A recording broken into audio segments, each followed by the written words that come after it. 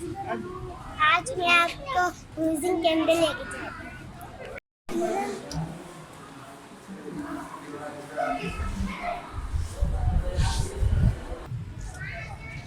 अस्सलाम वालेकुम, मेरा नाम मनाहिल है और आज मैं आई हूँ Pakistan museum of natural history. इस वक्त